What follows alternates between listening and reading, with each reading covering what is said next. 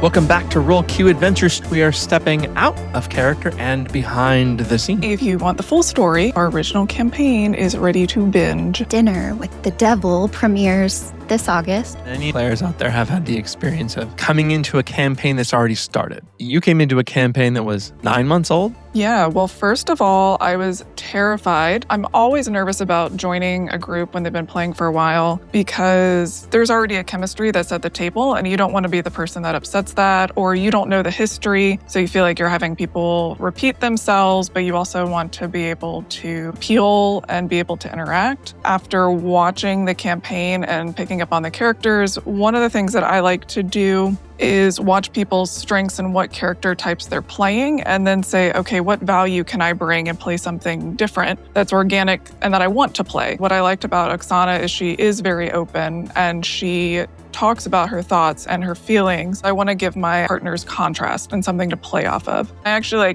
messaged Shannon and said hey, I'm going to play a drow and I'm going to keep it to lore. However, if there's at any point where you can't differentiate the line between me, Spencer, versus the character, then tell me, because then it's not fun. The other part is if you have no conflict, you have no story. I want to make her more withdrawn. When she does say something, it's going to be a zinger. I really appreciated you being so open to collaboration.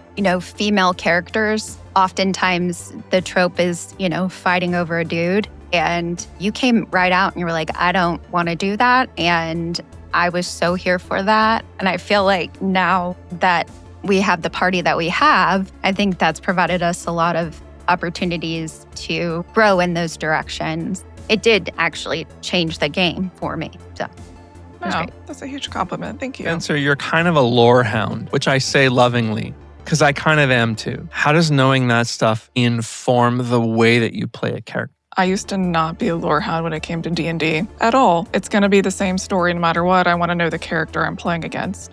When you said I could play a drow, I was like, well, time to slam a Red Bull and read Drow of the Underdark 3.5e and was sitting. And it did. Anytime you know a lot about something, you want to share it because you get really excited. But people only remember about 20% of what you say. I'm never going to share all that information. How I drive that character or how she makes her decisions, that's in the back of my brain. That's my homework that I've done. The audience may never hear me talk about it. In fact, they probably won't, but I do it for me because it makes me feel more confident. Diving into lore and making sure that I not only could be accurate, but also knowing that I wanted to be accurate for you. I work better with some bumpers. The lore gives me a guide wall. The history is a history, but I can change the future can be whatever. They call it, a sandbox. I want to have what makes it a box. And the lore does that for me. As a newer player, this being really my only character, I was super motivated when you were, Spencer,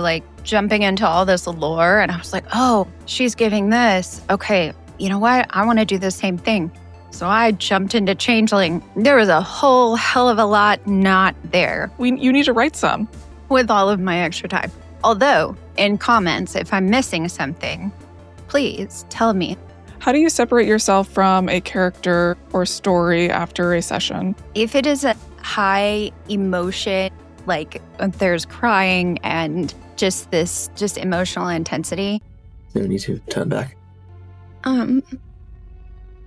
It is what I wanted for what seemed like a really long time.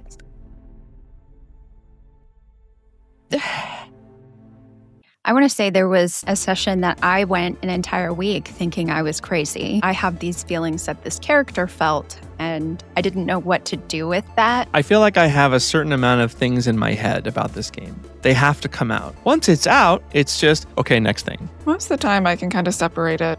I don't understand.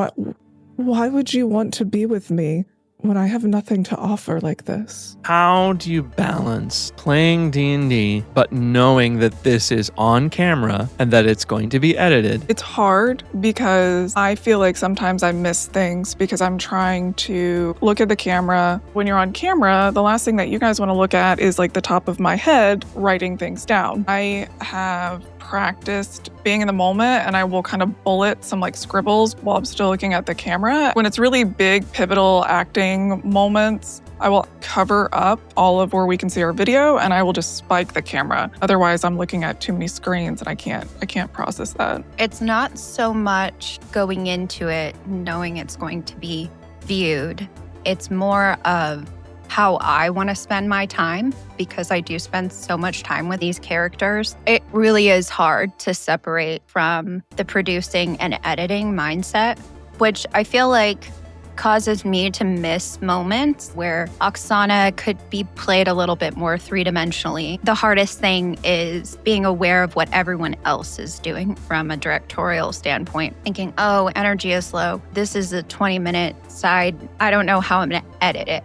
Because we don't know where we're going, if the energy is there, then I can easily forget. Knowing that we're producing something doesn't necessarily mean an audience is consuming it, but that we are performing. And I like to perform for you guys. I think it makes you more present rather than less. What draws you to a specific campaign, and how do you know when a character or story is right for you? The first campaign I ever chose, despite it getting the worst reviews ever, was Tyranny of Dragons.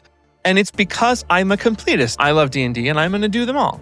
For me, it's a little different because I haven't played much. I use characters from other stories and start with that. So if I have an idea, then I start there and bridge off of that. But the minute I get into the character, if there's nothing there, I can't think of what to say, or there's a level of insecurity that I can't push through, then it makes it not worth it. I actually prefer serious tone. I would do something from Ravenloft. I want to play Mythic Odysseys of Theros so bad because I am a Greek mythology nerd. My characters will always have duality. If my character is the same at the start and hasn't revealed something about themselves, I just get bored. I want my character to have growth. I want my character to be challenged. The scene after dinner, I made choices as a player that I'd never made before. Ooh, that was intense. That was intense. I didn't think we would get there 6 months ago. So thank y'all for creating an environment that, you can explore those kinds of topics. That's what makes it relatable. There is something intrinsically terrifying